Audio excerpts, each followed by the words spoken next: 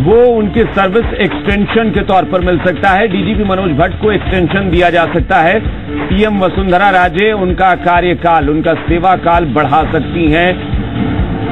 तो ये इस वक्त बड़ी खबर आ रही है कि मुख्यमंत्री वसुंधरा राजे इनाम के तौर पर डीजीपी मनोज भट्ट का सेवा काल जो है वो बढ़ा सकती हैं।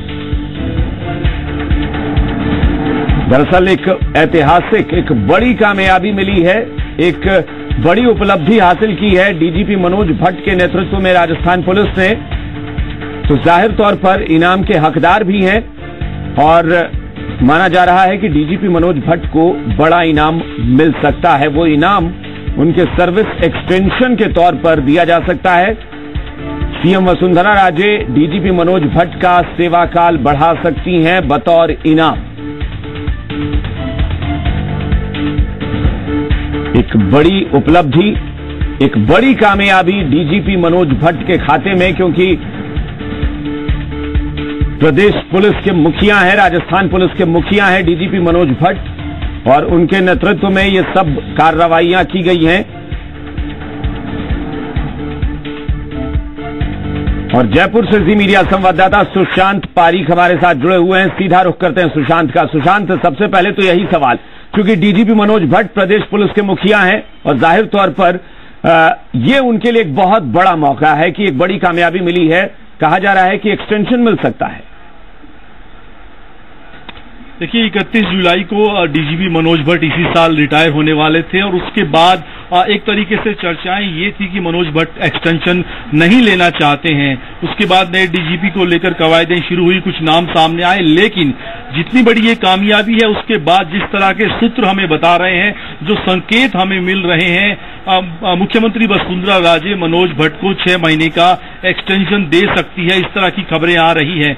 क्योंकि राजस्थान पुलिस के लिए आनंदपाल को पकड़ना या उसको मारना बहुत बड़ी कामयाबी इस लिहाज से भी है क्योंकि राजस्थान सरकार के लिए भी एक बड़ी चुनौती बना हुआ था। खास तौर पे उसके बाद फरारी से लेकर अब तक हमेशा ये सवाल उठाए जाते रहे कि जब आनंदपाल सिंह को नहीं पकड़ा जा सका तो प्रदेश की बाकी कानून व्यवस्था का क्या हाल होगा। ऐसे में इतनी बड़ी कामयाबी और उस लिहाज से भी बेहद अहम है क्योंकि मनोज भट्ट लगातार इस पूरे ऑपरेशन की मॉनिटरिंग करते रहे हैं। एसओजी और राजस्थान पुलिस का जो सामंजस्य तालमेल बना के चलते आए हैं, जिलों की पुलिस का तालमेल एसओजी के साथ बना, उसका श्रेय भी मनोज भट्ट को दिया जा सकता है। तो एक कमांडर जो होता है, टीम का लीडर जो होता है, कामयाबी का सेहरा उसके सिर बनता है और इस कामयाबी के बाद हो सकता है कि मुख्यमंत्री वसुंधरा राजे उन्हें एक इनाम के तौर पे 6 महीने का एक्सटेंशन दें।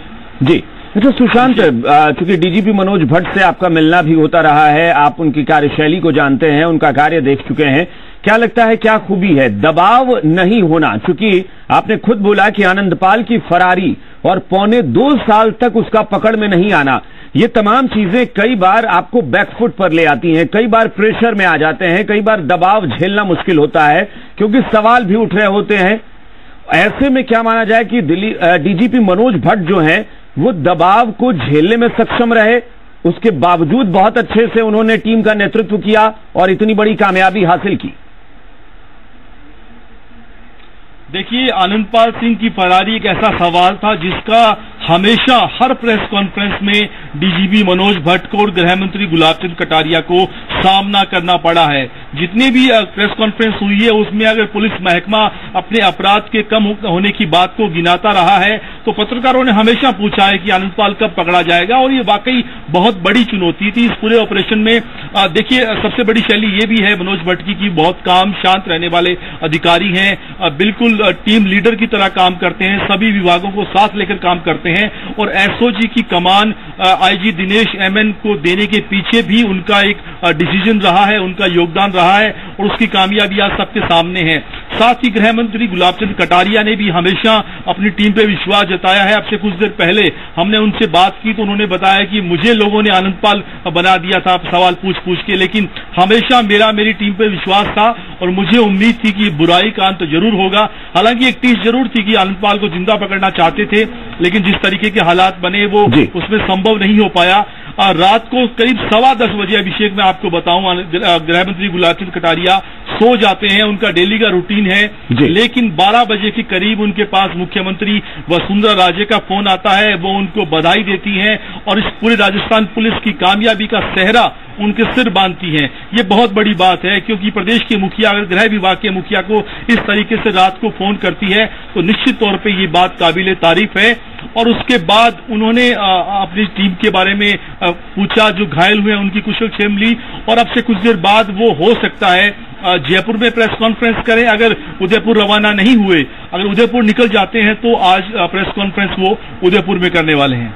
बिल्कुल सुशांत, आप हमारे साथ बने रहें क्योंकि बहुत सारे सवाल हैं और भी हम आपसे जानकारी लेंगे, लेकिन मनवीर भी हमारे साथ जुड़े हैं काफी देर से, तो मनवीर से भी एक सवाल लेते हैं। मनवीर, जैसा कि आपने सुना कि सुशांत अभी बता भी रहे थे कि अब चूंकि मनोज भट्ट को एक्सटेंशन मिलेगा और मनोज भट्ट डीजीपी हैं, उनके नेतृत्व में कार्रवाई करते हुए यहां पर एनकाउंटर किया गया आनंदपाल का। आप उस गांव में मौजूद हैं जहां सन्नाटा पसरा है, क्योंकि वहां पर आनंदपाल की छवि रॉबिन हुड की थी।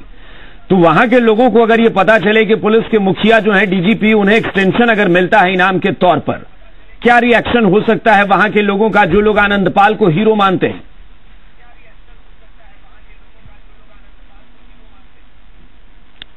देखिए, इसमें कोई दो राय नहीं कि यहाँ के जो तमाम लोग हैं वो आनंदपाल को अपना हीरो मानते होंगे, और यूं कहा जा सकता है कि उसकी जो छवि थी वो रॉबिन हुड की थी। लेकिन हर व्यक्ति अपराध में और एक सामान्य जीवन में अंतर करना शायद समझता है, और ये अपने आप में एक बड़ी बात थी।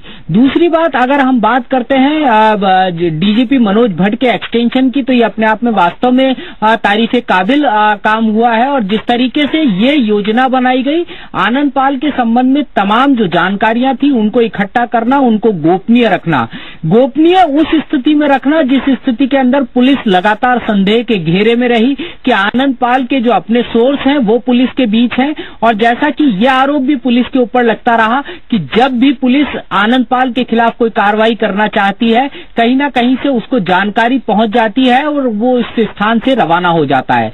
अगर इस पूरे केस को हम शुरुआती दौर में देखते हैं तो ये जो पुलिस का एक सफर था, ये आलोचनाओं के साथ भी शुरू हुआ था। कमांडो शक्ति सिंह की अगर हम बात करते हैं तो वो पुलिस का कमांडो होने के बावजूद आनंदपाल का सहयोगी बना, उसकी फरारी के अंदर उसकी महत्वपूर्ण भूमिका थी। अगर शुरुआती दौर में आनंदपाल की फरारी को देखने की कोशिश करते हैं तो उसके चालानी गार्ड के अंदर बैंड वादक का होना कहीं ना कहीं पुलिस के ऊपर सवालिया निशान लगा रहा था। पुलिस के ऊपर सवालिया निशान तत्कालीन समय में तब भी लगे थे जब ये चीज सामने आई थी कि जो स्थानीय यहाँ के नागौर के एसपी हैं उन्होंने पत्र लिखा था और आनंदपाल जैसे कुख्यात अपराधियों की जो पेशी है वो उस पेशी के ऊपर नहीं ले जाएं और वीडियो कॉन्फ्रेंसिंग के माध्यम से वो पेशी हो। एक संदेह व्यक्त किया गया, एक आशंका व्यक्त की गई थी कभी भी उनके फरार होने की और गैंगवार होने की। तो ये जो सफर हुआ था कहीं ना कहीं आलोचनाओं के साथ शुरू हुआ था, पुलिस दबाव में थी, लेकिन जिस तरीके से डीजीपी मनोज भट्ट के नेतृत्व में जो पूरी पुलिस है उन्होंने बहुत ये कहा जा सकता है कि ठंडे दिमाग के साथ में इस केस को जाहिर तौर पर ऐसे प्रेशर में अपने आप को और अपने विभाग को ठीक से चलाना ये अपने आप में बड़ी बात है। सुशांत, आपने सुना होगा कि मनवीर कह रहे थे, क्योंकि यहां पर देखिए कि पुलिस का एक कमांडो जो है वो आनंदपाल के साथ मिलता है, उसकी फरारी में मदद करता है। और सबसे बड़ी बात जो बहुत अच्छी बात कही जा सकती है कि पुलिस ने आनंदपाल को उसी के तरीके से जवाब दिया, उसी का बदला लिया, उसी के अंदाज में कि जो आनंदपाल पुलिस में अपने गुर्गे बना लेता था, उसी आनंदपाल के भाइयों को पकड़कर आनंदपाल का पता लगाया पुलिस ने और एनकाउंटर में मार गिराया। बिल्कुल अभिषेक, खास तौर पे आईजी दिनेश एमएन ने जब कमान संभाली थी एसओजी की, तो उसके बाद सबसे बड़ी रणनीति यही थी कि सबसे पहले आनंदपाल का जो गैंग है उसको तोड़ा जाए और उसकी जो आर्थिक कमर है उसको बिल्कुल ब्रेक कर दिया जाए। राजस्थान में करीब 100 के करीब ऐसे गुर्गे थे जो आनंदपाल के लिए जी जान देने को तैयार रहते थे, उन सबको बारी बारी से पकड़ा गया। करीब 200 करोड़ रुपए की बेनामी नामी संपत्ति थी जिसको सीज किया गया और आनंदपाल की हालत ये हो चुकी थी, जैसा कई गुर्गों ने गिरफ्तारी के बाद एसओजी के अधिकारियों को बताया कि आनंदपाल पाई पाई के लिए मोहताज हो गया था। एक बदमाश जयपुर से पकड़ा था एसओजी ने, जिसने पूछताछ में ये बताया था कि दिल्ली के कनॉट पैलेस में उसने आनंदपाल को शॉपिंग करवाई है, वहां उसके पास पहनने को जूते भी नहीं थे। तो आप समझ सकते हैं कि जो रणनीति थी, लोहे से लोहे को काटा जाता है, उसी अंदाज में एसओजी और राजस्थान बिल्कुल जाहिर तौर पर तो आनंदपाल की कमर तोड़ दी थी कहीं न कहीं पुलिस ने। सुशांत, आप हमारे साथ बने रहे। गृहमंत्री गुलाब चंद कटारिया ने चूंकि सबसे पहले जी मीडिया से बात की, और क्या कहा गुलाब चंद कटारिया ने कि मुख्यमंत्री ने उन्हें बधाई दी फोन करके। ये उनके लिए बहुत बड़ा मौका था क्योंकि मुख्यमंत्री ने उन्हें और उनके महकमे को बधाई दी। पूरी बात सुन लेते हैं क्या कहा उन्होंने।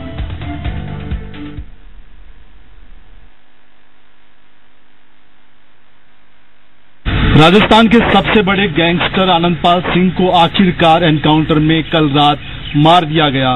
गृह मंत्री गुलाब चंद कटारिया हमारे साथ मौजूद हैं। सर, सबसे बड़ी कामयाबी राजस्थान पुलिस के लिए कहें आज के दिन? निश्चित रूप से सितंबर 2015 से जब इसको पेशी पर ले जा रहे थे हमारे हाई सिक्योरिटी जेल से, और ये जो है पर्वत सर के पास में इसने एक तरह से हमारी पुलिस की ही हथियार छीन करके और इनकी गैंग ने रास्ते में रोक कर भागा है जी।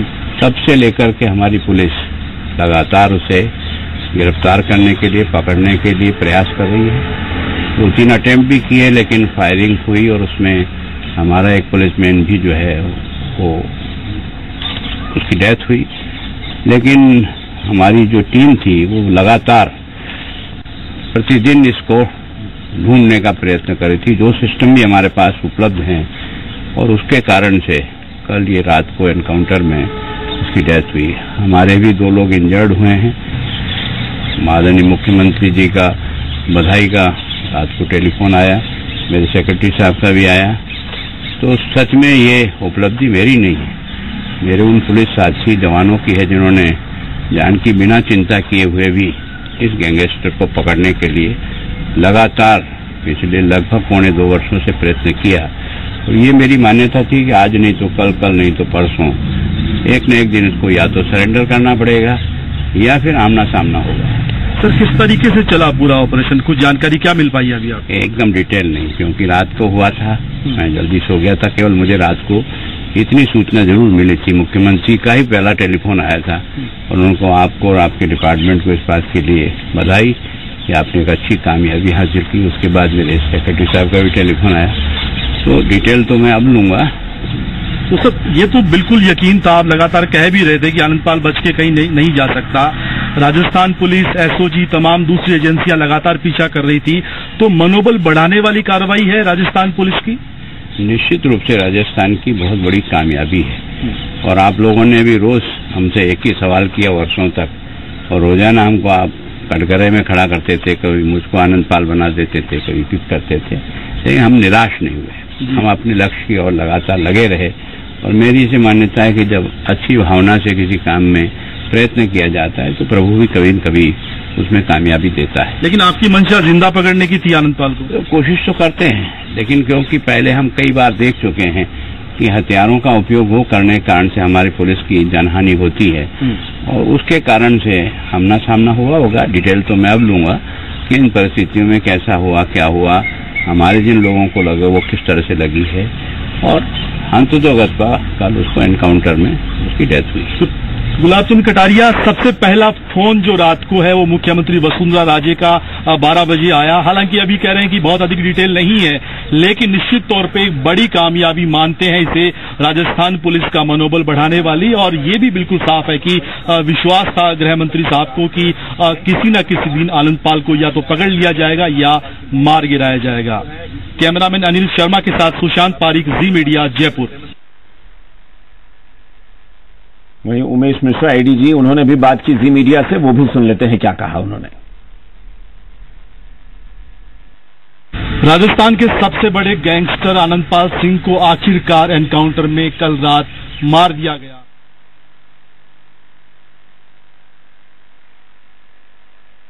जो है पूरी तरह से एक कोऑर्डिनेटेड वे में राजस्थान पुलिस की कार्रवाई है, जिसमें हमें हरियाणा पुलिस का भी सहयोग मिला, जहां ये रह रहा था विगत कुछ दिनों से। और इसमें हमारे एसओजी के आईजी साहब, श्री एमएन दिनेश, उनकी पूरी टीम, हमारे आईजी अजमेर मालिनी जी, इनकी पूरी टीम, और बीकानेर के आईजी साहब हमारे हैं विपिन जी, इनकी पूरी टीम बीकानेर की, इन सबके समन्वित प्रयासों से ये सफलता मिली है और इस पे हमें फख्र है। उनकी तरफ से उनको बार बार मौका दिया गया सरेंडर करने का, बार बार आग्रह के बाद भी सरेंडर की बजाय तुरंत उन्होंने फायर झोंकना शुरू कर दिया, जिसके निशान यहाँ हैं। देखिए, हम लोगों का बहुत ज्यादा हम लोगों का एफर्ट था कि जीवित पकड़ा जाए, लेकिन अब वही है, जब ऑटोमेटिक वेपन से कोई फायर करेगा तो आत्मरक्षा में हालात ऐसे बने कि फायरिंग करनी पड़ेगी। अदरवाइज इनके 2 भाइयों को पकड़ा गया और उसी तरह से इनको हमारी टीम पकड़ना चाहती थी।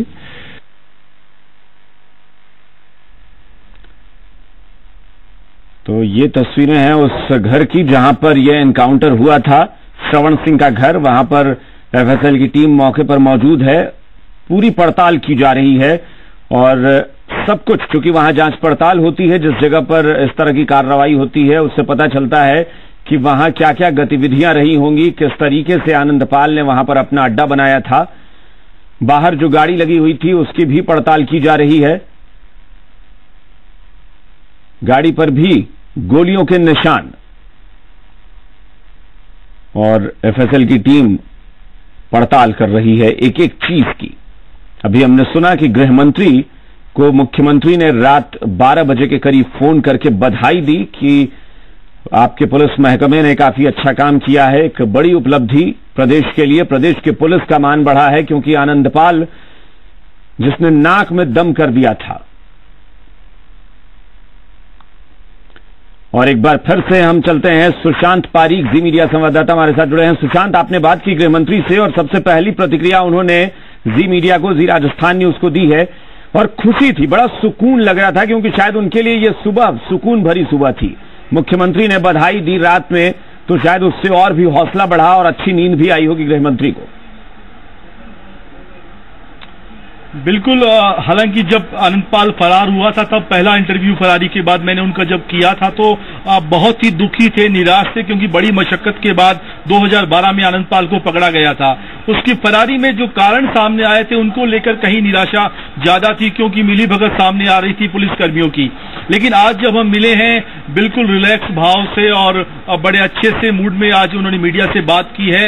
हालांकि 10:15 बजे वो सो जाते हैं अभिषेक, लेकिन 12 बजे के करीब मुख्यमंत्री का फोन आता है, उनके फोन से उन्हें जानकारी मिलती है कि इतनी बड़ी कार्रवाई रात को कर दी गई है। एटीएस, एसओजी, राजस्थान पुलिस की टीमों ने जो पिछले 2.25 साल से लगी हुई थी, गैंगस्टर आनंदपाल का एनकाउंटर हो गया है। मुख्यमंत्री की ओर से उनको बधाई दी। उसके बाद उन्होंने अधिकारियों से इस मामले में पूरा फीडबैक लिया और करीब 4:30 बजे आज सुबह वो उठ गए हैं। उठने के बाद एक बार उन्होंने फौरी तौर पे जानकारी ले ली, जो घायल हैं उनके बारे में पूछा है, किस तरह की उनकी हालत है, स्थिति क्या है, उपचार किस तरीके से चल रहा है। और अभी दोनों ही बातें हैं, हो सकता है कि वो पूरी डिटेल लेने के बाद एक प्रेस कॉन्फ्रेंस जयपुर में करें, क्योंकि उनका उदयपुर जाने का कार्यक्रम पहले से तय था। 7:30 बजे यहां से उनको निकलना है। अगर वहां नहीं जाते हैं तो एक प्रेस कॉन्फ्रेंस यहां जयपुर में कर सकते हैं, अगर चले गए तो एक प्रेस कॉन्फ्रेंस वहां उदयपुर में होने की संभावना है। अभिषेक, बिल्कुल आपको रोकना चाहेंगे सुशांत। हमारे साथ आईजी दिनेश एमएन साहब हमारे साथ जुड़ गए हैं। दिनेश एमएन साहब, आपसे अब जानना चाहेंगे, क्योंकि सबसे ज्यादा इंतजार इसका है कि भाई आप बताएं, आपके नेतृत्व में ये पूरी कार्रवाई हुई है, तो पहला रिएक्शन आपका क्या है? नहीं, ये पूरी नेतृत्व मेरा है, लेकिन पूरी टीम एफर्ट है, ये पूरे उसके साथ पूरे राजस्थान पुलिस का काम है ये। जी और सब मिलकर किया है, एडिशन में हमारे एडीजी साहब के आशीर्वाद से। हमारी तरफ से भी आपको बहुत बहुत बधाई है। गृह मंत्री भी बहुत खुश हैं, मुख्यमंत्री भी बहुत खुश हैं, क्या कहेंगे इस पर? नहीं, बिल्कुल पूरे राजस्थान पुलिस के लिए बहुत बड़ा चैलेंज था और यहाँ के मौके के पुलिस ने खूब कोशिश किया उनको समझाने के लिए, सरेंडर होने के लिए, लेकिन वो हुआ नहीं। काफी गोली चला, हमारे 2 सिपाहियों को गोली लगी, एक अभी हॉस्पिटल में एडमिट भी है और काफी गोली चली, तो मजबूरवश पुलिस को भी जवाब देना पड़ा। जी, कहा यह जा रहा है कि आपको जिम्मेदारी मिली, उसके बाद से लगातार ये कार्रवाई काफी तेज चली। जरा ये बताएं कि ये पूरी जो कार्रवाई हुई, इसका आधार कहां से तैयार हुआ, कैसे कैसे ये सूचना मिली थी जिसके आधार पर? करीब 1.5 महीने पहले से हमारे पास सूचना थी कि ये हरियाणा में और हरियाणा के बॉर्डर राजस्थान में ये लोग पूरी गैंग छुपी हुई है जी। उसमें हमारे एडिशनल एसपी संजीव भटनागर करीब 1.5 महीने से उनका कैंप वहीं किया था, करीब 2 महीने से। और अभी उसके बाद अभी कुछ दिन पहले में स्पेसिफिक इनपुट मिल गया कौन कौन सी जगह ये लोग जाते हैं जी। तो हमने करीब 4 दिन से एक जगह आदमी लगा रखा था हमारे संजीव भटनागर की डायरेक्शन में, और विजय प्रकाश डीवाईएसपी नागौर प्लस हमारे सूरवीर सिंह, ये सब उन्होंने एक जगह घात लगा के बैठे थे। इसके जो भाई दोनों जब आए वहाँ तो उनको पकड़ लिया कल 6 बजे जी। उनकी सूचना पे उसके बाद आज ये कार्रवाई हुई। उन्होंने सूचना दी थी कि ये अनंतपाल यहाँ छुपा हुआ है, तो उसके बाद चारों तरफ से टीमें आ गई और यहाँ इनको राउंड अप करने की कोशिश किया, उससे ये घटना। अच्छा, ये जानकारी थी कि आनंदपाल के पास भारी मात्रा में हथियार हो सकता है? हाँ थी। अब उन्होंने जिनको हमने पकड़ा था इनके भाई विक्की और उन्होंने ही बता दिया था। अच्छा दिनेश अमन साहब, ये बताइए कि ये जो घर है श्रवण सिंह का, क्या पहले से इस बारे में शक था कि यहाँ पर आता जाता रहा है या पहली बार उसने यहाँ ठिकाना बनाया? नहीं, तो शक नहीं था। वो तो पहली बार ये ठिकाना बदलते रहते। ये यूजुअली इनका ये था कि अनंतपाल को हटा देते हैं और पूरी गैंग घूमती रहती है। पूरी गैंग एक जगह नहीं रहती है। वो अनंतपाल को एक सेफ जगह कर दिया, उसके बाद पूरी गैंग घूमती रहती है। और इसमें इसके अनंतपाल का लोकेशन सिर्फ गट्टू और विक्की दोनों को ही पता रहता था, इसलिए हमने पूरा कोशिश किया पहले उनको ही पकड़े। उनको पकड़ने के बाद अनंतपाल का सूचना मिलेगा, तो इसी वजह से आज जो पकड़ने की यहाँ भी इस जगह भी शायद 2 दिन पहले ही आया था जी। अच्छा, यहाँ 2 दिन पहले इस घर में पहुंचा था वो? हाँ बिल्कुल जी। अच्छा, एडीजी उमेश मिश्रा जी से भी हमारी बातचीत हुई थी। वो बता रहे थे कि चूंकि आनंदपाल से ये सवाल हमने पूछा था कि आनंदपाल चूंकि अपना चेहरा बदलने में, अपना हुलिया बदलने में माहिर था, इससे निपटना कितना आसान था या कितना मुश्किल था आपके लिए? ऐसा कुछ, ये सब तो रूमर्स थे, ऐसा कुछ नहीं थे। नॉर्मल क्रिमिनल था जैसे दूसरे क्रिमिनल होते जी। ऐसा है, वो बहुत सारे कहानियां भी ऐसे जुड़ जाती है। जब कोई क्रिमिनल बहुत सालों से नहीं पकड़ में आता है, कहानियां वैसे जुड़ जाती है। क्योंकि पुलिस ने एफर्ट किया और एसओजी और Nagaur police, Bikaner police, Churu police और हरियाणा पुलिस, सिरसा की पुलिस की भी खूब मदद रही। वहाँ से एक टीम भी हमारे साथ ही आई वहाँ से जी। पूरे इतने सारे पुलिस की एफर्ट से ये काम हुआ है। और एक बार अगर चूंकि आपको ज्यादा इस बारे में पता हो कि आनंदपाल जो है वो ऊपरी मंजिल पर था, कितनी गोलियां लगी हैं, इस बारे में कुछ जानकारी अगर आप दे सके। नहीं, वो अभी पोस्टमार्टम के बाद ही पता चलेगा। शायद 4-5 गोली लगी होगी, उससे ज्यादा भी हो सकता है। वो एक्चुअल पोस्टमार्टम के बाद पता चलेगा। कितने बजे का टाइम है पोस्टमार्टम का? वो तो अब होगा, डॉक्टर्स वगैरह बोर्ड होगा, उसकी वीडियोग्राफी होगी, उसके बाद पता चलेगा। चलिए, एक बार बहुत बहुत आपको फिर से बधाई, आपकी पूरी टीम को बधाई। बहुत बहुत शुक्रिया हमसे बातचीत करने के लिए।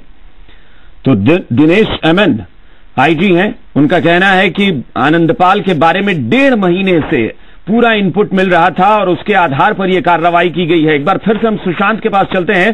सुशांत, आपने भी सुना होगा क्या कहा अभी दिनेश अमन ने, क्योंकि हम लोग इंतजार भी कर रहे थे कि वो कुछ कहें और इत्तेफाक से उनसे बातचीत भी हो गई। जी राजस्थान न्यूज पर बात करके उन्होंने कहा कि 1.5 महीने का यह पूरा इनपुट है जिसका अंजाम आनंदपाल का एनकाउंटर है। बिल्कुल अभिषेक, राजस्थान हरियाणा बॉर्डर पर सिरसा में शेरपुर एक गांव है जहां पर आनंदपाल के भाई विक्की और गुट्टू के होने की जानकारी करीब 1.5 महीने पहले एसओजी के हाथ लगी थी। उसके बाद एक टीम को एडिशनल एसपी संजीव भटनागर के नेतृत्व में वहां भेजा गया। वहां रैकी की गई, लगातार उनकी मॉनिटरिंग की गई और कल शाम को 6 बजे वहां, हालांकि हो सकता है उससे पहले उनसे पूछताछ हुई हो, उसके बाद गिरफ्तारी दिखाई गई हो कल सुबह, और उसके बाद शाम को 6 बजे उनकी निशानदेही पर टीमों ने यहां आनंदपाल के घर के बाहर पूरी तरीके से, जिसमें एसओजी के अधिकारी शामिल थे, चूरू नागौर पुलिस के अधिकारी शामिल थे, यहाँ एसओजी की करीब 25 से 30 अधिकारी जवान उसमें शामिल बताए जा रहे हैं। उन्होंने बाकायदा पूरे मकान की रैकी की, जो गुट्टू और उसके भाई विक्की ने बताया था। साथ ही उन्होंने ये भी बता दिया था कि आनंदपाल के पास आधुनिक हथियार हैं, AK-47 जैसे हथियार हैं। इस लिहाज से टीमें जो हैं राजस्थान पुलिस और एसओजी अपनी पूरी तैयारी के साथ गई थी। आनंदपाल को पहले फोन भी किया गया, लेकिन सुशांत आपको रोकना चाहेंगे। दरअसल हम एक बार चलते हैं मालासर, वहां लक्ष्मण किसी अधिकारी के साथ अभी वहां पर मौजूद हैं, तो एक बार पूछ लेते हैं कि कौन अधिकारी। लक्ष्मण बताएं।